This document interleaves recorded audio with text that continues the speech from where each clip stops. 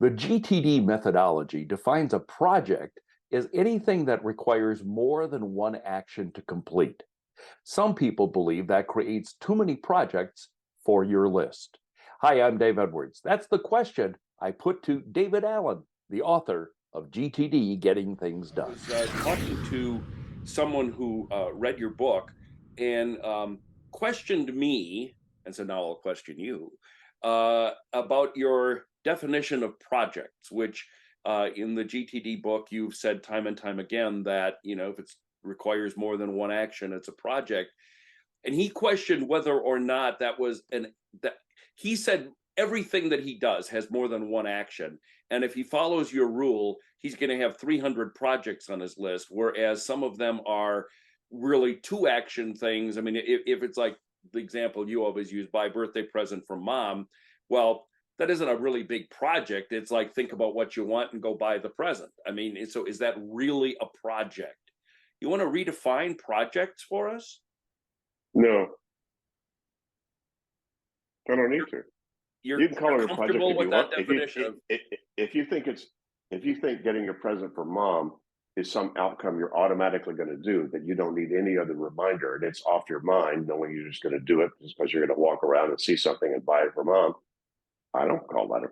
That's just reminders ad hoc as they show up in life. I don't write all that down. But if it's, hey, I need to celebrate mom's birthday, how are you going to do that? A present, or a party, or whatever. Yeah, now you got a project. Well, why not? Why not call these projects and then be able to mark them off quick? You'll feel a lot better. Like, wow, look at how much I accomplished. What's your allergy to calling something a project? Well, if you're thinking or worrying about it, then you better do something so you stop thinking of worrying about it. If you're not thinking or worrying about it, forget it. yeah. Let it happen as it happens. Come on, one or the other. I just say, what do you need to do to get mom off your mind? And if you don't need to do anything because it's gonna naturally just show up in the course of your life, then great. You don't need to add anything to your list. You don't need to add any more tasks to try to track.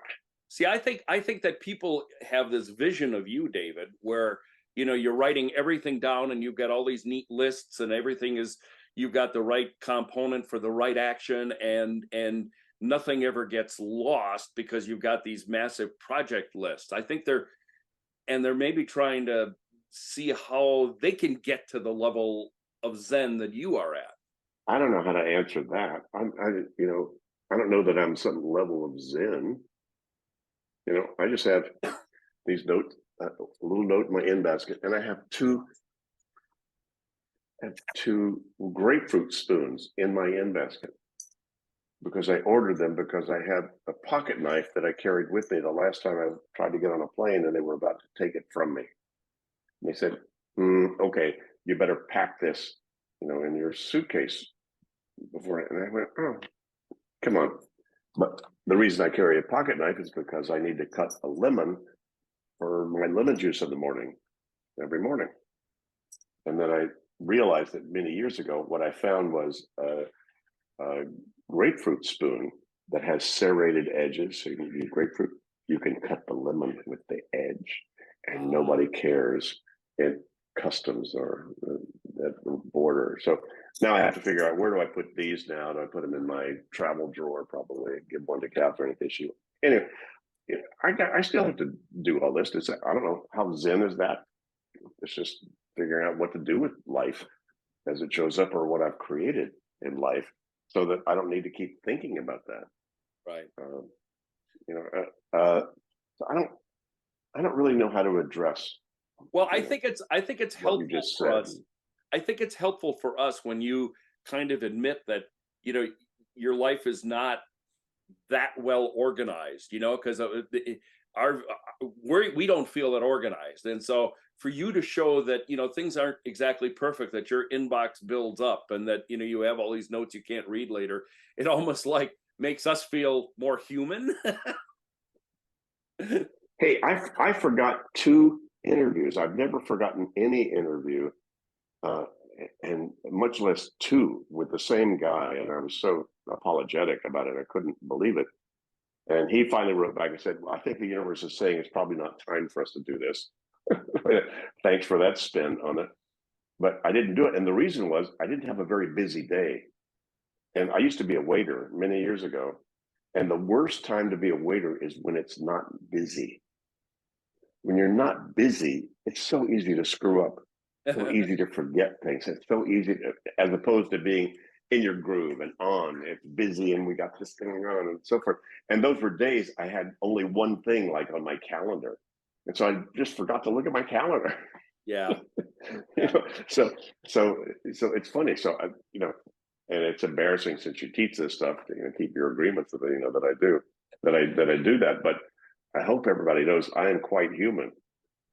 And you know, I like being spontaneous and relaxed and not having to worry about much of anything. That's how I came up with GTD and how I put it all together. And the reason I do that is so that I can be in this sort of more free-form state to sort of follow my intuitive hunches.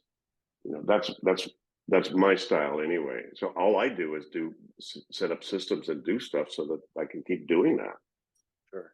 Now, I don't know if you, so I don't know how organized you need to be. Yeah, there's certain things you just need to be organized enough. Come on, if you want to cook dinner for friends and your kitchen's out of control, you're going to have to get it organized enough so you can do that. And so, you know, people say, "Oh, you're so organized." I go, "Well, what do you like to do?" "I like to play golf." "Show me your golf clubs. They're neat as a pin." I like to paint. "Show me your paint." "Show me." Neat as a pin. So whatever people love to do, they usually have that structured in such a way that they can enjoy doing it without being distracted about stuff they can't find and can't deal with. I just do that about life. Well, I'm glad this is an interview that you remembered, because it's always a pleasure talking with you. And I want to thank you very much for spending some time with us today. Always a pleasure, Dave. Yay. Hopefully somebody got some value out of our chat. So, yay. David Allen is the author of GTD, Getting Things Done. I get to talk with him periodically.